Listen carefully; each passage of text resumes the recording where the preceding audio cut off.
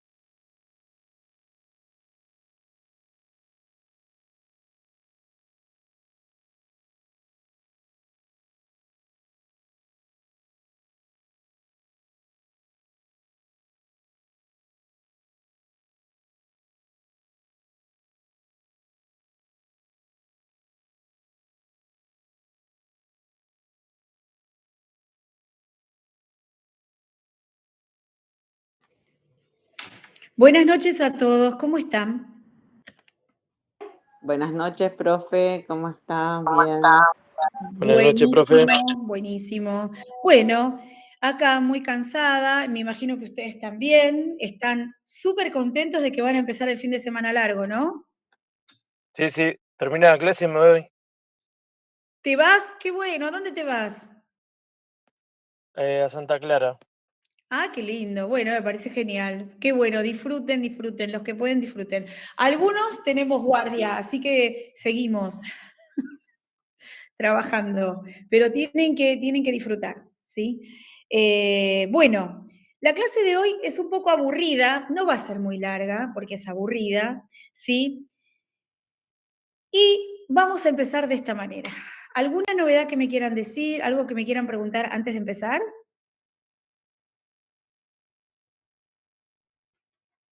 ¡Qué silencio!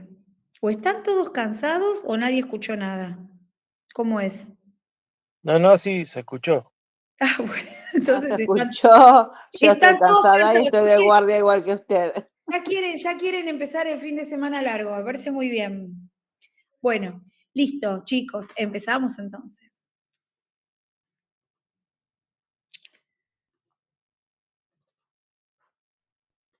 Bueno, me imagino que ven ahí, ¿no? Ya el PowerPoint.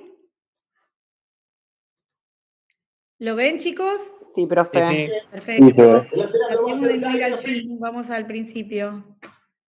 Espérenme, vamos. Bien. ¿Lo ven a pantalla completa ahora? Sí, profe. Hola. Sí, profe. Listo. Bueno, ¿por qué digo que esta clase es una clase un poco aburrida? Porque vamos a tocar algo que ya habíamos tocado en procesos 1, pero que tenemos que ver un poquito más, es justamente la directriz de la organización del funcionamiento de las farmacias. Profe, yo no la puedo escuchar. ¿Cómo? ¿Hola? Comenta a la compañera que ella tiene problema con el audio, pero yo la escucho bien a usted, ¿eh? ¿Quién no escucha? Hola, hola. ¿Me escuchan todos ahora, chicos? Yo la escucho Sí, bien, la profe. compañera Angie no la escucha nomás. Yo no, Bueno, ahí te escuché, Vero, pero la profe no la podía escuchar. bueno. Claro. Bueno, vamos, rearrancamos. Bueno, a ver, directriz, ¿qué quiere decir? Algo que me da una orientación, una guía, o sea, un sentido hacia dónde vamos, ¿sí? De la organización y el funcionamiento de la farmacia hospitalaria. Profe, y los disculpe, salgo y vuelvo a entrar. Bueno, y de los establecimientos asistenciales con internación, ¿ok? Entonces, ¿de qué estamos hablando cuando decimos establecimientos asistenciales con internación? ¿Estamos hablando de las farmacias hospitalarias que están en el centro de salud o de las farmacias hospitalarias que están dentro de una institución que tiene camas de internación? ¿Quién me puede explicar esto?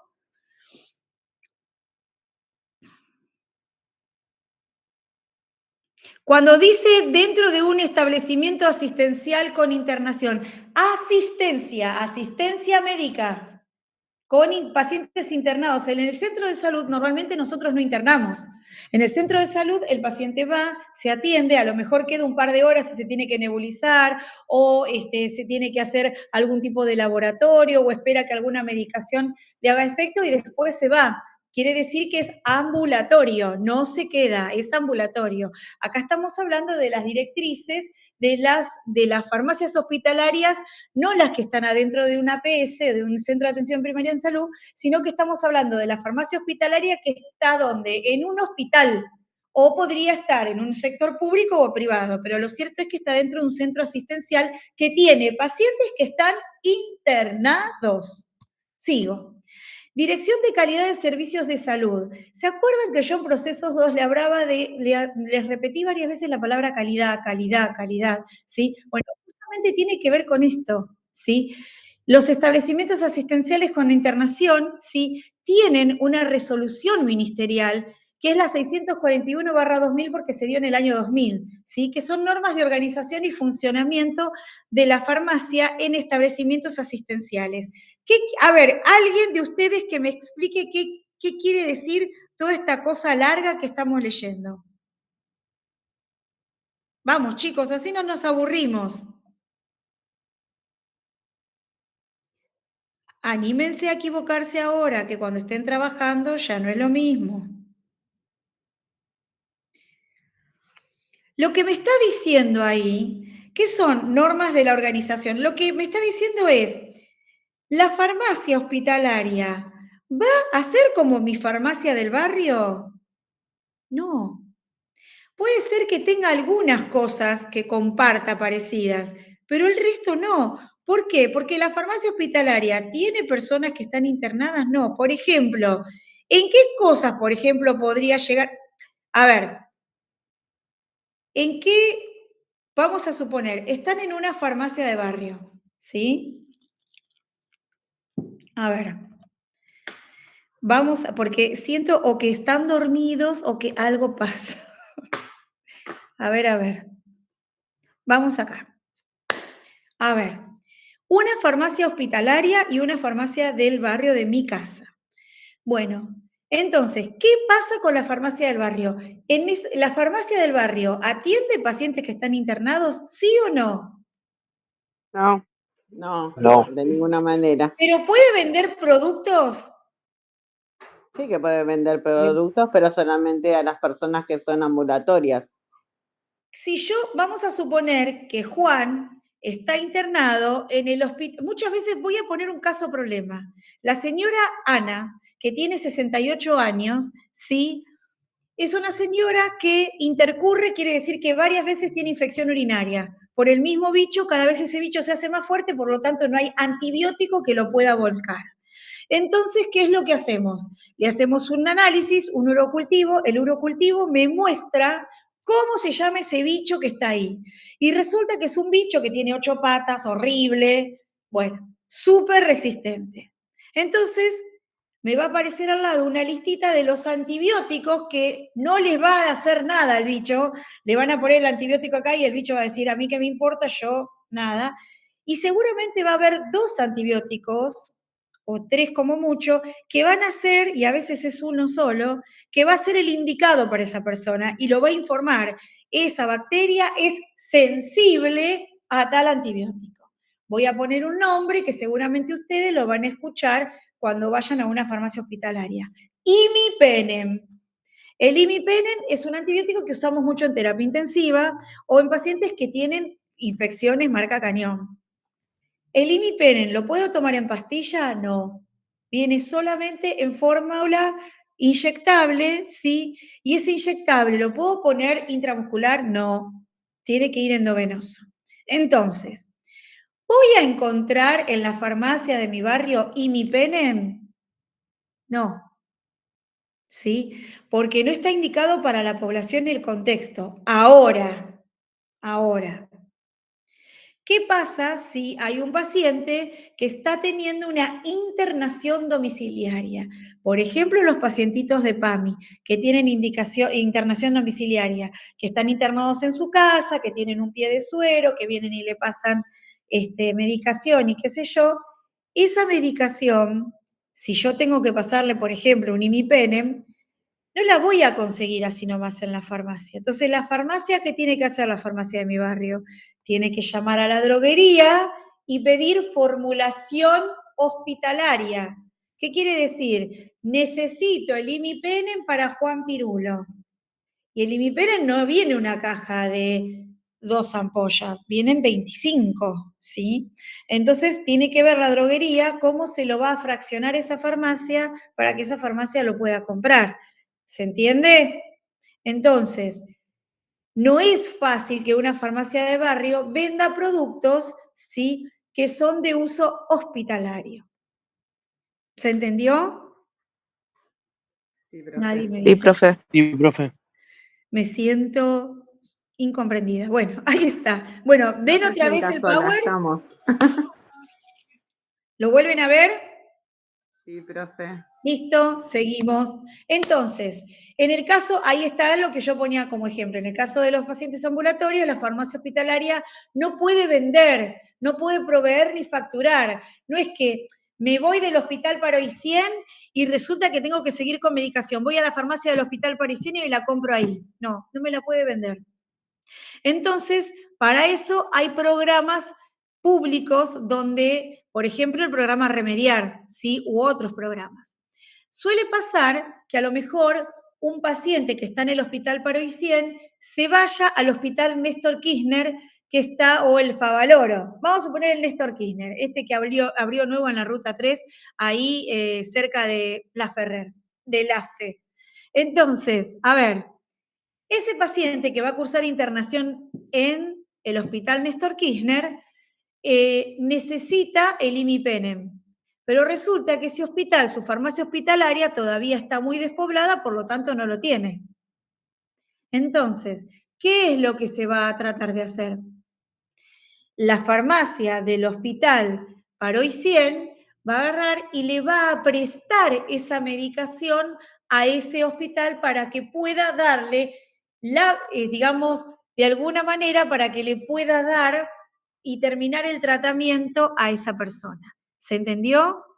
Bueno, para todo esto, uno tiene que llevar controles. ¿Se acuerdan que otra de las patas que yo le dije del proceso 1, que tenemos que tener base de datos, que todo tiene que estar anotado, que todo tiene que estar censado, que no es solamente hacer un stock, o sea, no censamos solamente los elementos que tenemos en la estantería, sino que también lo que hacemos es censar todos los movimientos que yo voy a hacer, ¿sí? Por eso dice ahí, en esas letras grandes, grilla de directrices de organización y funcionamiento de las farmacias hospitalarias de establecimientos de internación. Y ahí vamos con la primera grilla. Fíjense que para este proceso hay una documentación requerida para poder habilitar esa farmacia hospitalaria.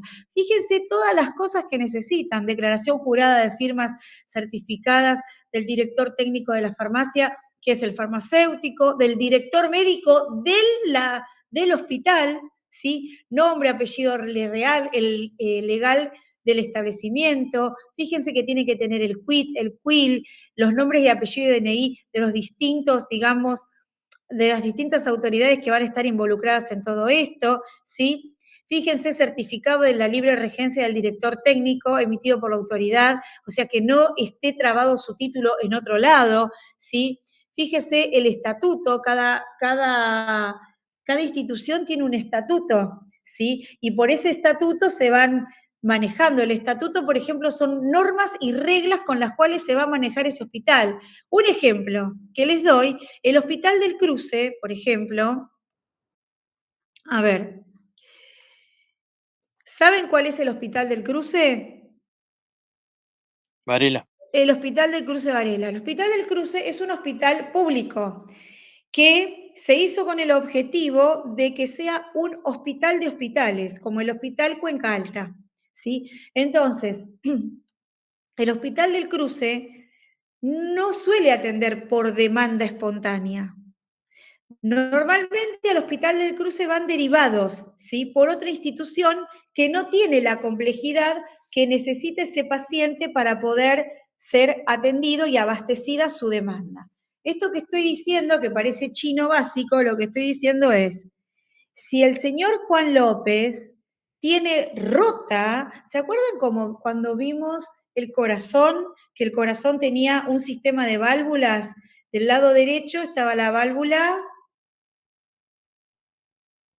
mitral y del lado izquierdo estaba la válvula tricúspide. Bueno, esas válvulas, que no voy a, me está empezando a agarrar como una especie de desesperación, que no se acuerdan de anatomía, ese corazón, para que la sangre pase de una habitación a la otra, pasan a través de esas válvulas, o sea, las habitaciones, ¿cuáles eran? Las aurículas y los ventrículos. Entonces, para que la sangre pase de la aurícula al ventrículo, se abre una compuerta, que es esa válvula, ¿sí? Esa válvula trabaja con presión, donde hay mucha presión por la cantidad de sangre que llega en la aurícula, está cerrada, hasta que la presión es tan fuerte que le dice a la puerta, a la válvula, le dice, che, abrite y déjame pasar al ventrículo porque voy a estallar. Entonces ahí se abre la válvula, pasa la sangre al ventrículo derecho y se cierra la válvula, hasta que termina todo el llenado, y así sucesivamente. Ese sistema valvular, ¿por qué lo traigo ahora? Porque, por ejemplo, hay pacientes que tienen patologías cardíacas, o sea, enfermedades cardíacas, que justamente es donde se rompen esas válvulas. Es una catástrofe, ¿sí? Entonces, ese tipo de cirugías, ¿sí? De poder solucionar la demanda de esa válvula rota, no la voy a poder hacer en un hospital que no tenga, ¿sí? Digamos, a ver, ¿cómo te digo? No puede, no tiene, a ver, ¿cómo les explico? No se arregla con baja complejidad. Ese paciente va a necesitar un equipo vascular importante, ese paciente va a necesitar muchas cosas, ¿se entiende? Entonces, esas cosas seguramente no las va a poder tener, a ver, ¿cómo les explico? No las va a poder sacar así nomás. ¿Cómo les explico? No las va a poder sacar así nomás. Entonces, necesita ir derivado a un hospital con esa complejidad, ¿sí? Entonces, volvamos al PowerPoint. Fíjense, ¿sí? Que acá, fíjense todas las resoluciones que tiene. Entonces, según donde esté esa farmacia puesta, va a ser el estatuto que va a seguir. Por ejemplo, en el Hospital del Cruce,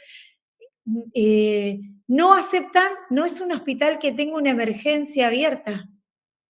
Entonces, si uno va, literalmente se puede descomponer en la vereda del hospital, que no lo van a dejar entrar si no entra con una derivación. ¿Sí? Entonces, ese es el estatuto que, por ejemplo, tiene el Hospital del Cruce, que solamente, o que en la mayoría de su, digamos, población hospitalaria, lo tiene que hacer a través de una derivación. Sigo. Requerimientos generales del área. La farmacia hospitalaria está dentro de un predio, de un establecimiento que va a reunir condiciones de higiene, limpieza y seguridad, ¿sí? Los pisos resistentes, las heladeras, las cadenas de frío. Fíjense todos los requerimientos generales que va a tener esa área y tienen que estar adentro de ese estatuto. Área de formulaciones no estériles, creo que algo de eso ustedes ya estuvieron viendo, ¿sí? ¿Qué es lo que se va a necesitar? Fíjense la superficie de metros cuadrados que tiene indicado, qué recursos va a necesitar, que la pileta, que la provisión de agua potable fría y caliente, que una fuente calórica y demás. El reenvasado dispone de una zona limpia diferenciada. ¿Cuántas veces ustedes a lo mejor van a tener que, a lo mejor compran algunos productos que vienen en bidones de 5 litros y eso hay que ir distribuyéndolo, eso hay que ir racionalizándolo, o sea, lo tengo que reenvasar y el lugar donde lo voy a envasar tiene que cumplir ciertas digamos, normativas de seguridad y normativas que son saludables y que tienen que estar dentro de un protocolo. ¿Sí? Lo mismo pasa con aquellas farmacias hospitalarias que producen algunos de sus medicamentos, ¿sí? Que producen, qué sé yo, jarabes o comprimidos o demás, o cuando tienen que preparar ciertos productos. Sigo. Área de formulaciones estériles, ¿sí? Por ejemplo, los citotóxicos, yo se los había comentado, necesitan una campana de flujo, necesitan todo un ensamble y protocolos de seguridad para poder prepararlo, ¿sí? Y para poder llevarlos. Fíjense que estamos hablando de muchas situaciones, de ventanas de transferencia con doble puerta, sector de preparación de las soluciones con superficie mínima de 6 metros cuadrados, tiene un sistema de control de temperatura. Vayan leyendo la tabla, ¿sí? Fíjense todas las situaciones que necesitan. ¿Sí? Mezclas nutricionales parenterales extemporáneas, ¿sí? Fíjense que hay algunas, van a ver que hay algunos alimentos que vienen ya preparados y listos, ¿sí? Entonces, lo tienen que, qué sé yo, por ejemplo, el fresubín, lo tienen que abrir, poner, o a lo mejor lo tienen que estabilizar, primero llevarlo a temperatura ambiente, o hay que prepararlos, ¿sí? Hay otros que ya vienen listos. Y hay otros alimentos que por la patología que tiene el paciente necesita tener una formulación especial. Y esa formulación la arma el equipo de nutrición y les acerca esa receta a ustedes. Y cuando les acerca esa receta, ustedes tienen que, si no lo prepara su farmacia, tienen que mandarlo a una farmacia más grande o a una droguería más grande en el sentido más imponente en un montón de situaciones que les pueda preparar eso que ustedes necesitan. ¿Sí? Y esa preparación, una vez que se abre y se empieza a pasar, no se puede guardar, ¿sí? Entonces, cuando yo no hago bien los cálculos, ese tipo de, digamos, de alimentaciones parenterales, que son de recetas magistrales, cuando hablamos de recetas magistrales es recetas que yo no las puedo comprar hechas por un laboratorio, sino que las tengo que armar yo, porque voy a necesitar ponerle otros porcentajes que no me vienen en la fórmula estándar. La fórmula estándar es, agarro un Nutrizón de Bagó y veo, tiene 100 de vitamina D, 50 de vitamina B12, 300, bueno, muchos pacientes esas medidas no las pueden usar porque o les falta o no las pueden usar de golpe, y entonces hay que acomodar la fórmula a la necesidad del paciente. Entonces, ese acomodar la fórmula es un trabajo de nutrición en este caso y de ustedes, porque ustedes van a tener que enviar a preparar esta nutrición, que va a tener que tener cierta cadena de frío, va a tener que tener toda una nómina de cuántos elementos de cada cosa, cuántos oligoelementos, cuánta proteína, cuánto carbohidrato y todo lo demás. ¿Cómo se la voy a pasar? ¿Por dónde la voy a pasar? ¿Por un botón gástrico o la voy a pasar por una vía central? ¿O la voy a pasar por un portacat? Entonces son un montón de cosas. Portacat es parecido a una vía central, ¿sí? Entonces todas estas cosas las tienen que ver. Lo mismo la preparación de los citostáticos, que es lo que vemos acá, ¿sí? Los citostáticos son los medicamentos que vamos a usar para hacerle quimioterapia a los pacientes que tienen cáncer o que tienen alguna enfermedad que necesitan hacer tratamiento con este tipo de productos. Otras mezclas intravenosas, sí, que van a necesitar estar a temperatura ambiente, van a necesitar tener procesos de esterilización y que ustedes van a tener que estar cuidados con cierta ropa para que no se pierda ese proceso. ¿Sí?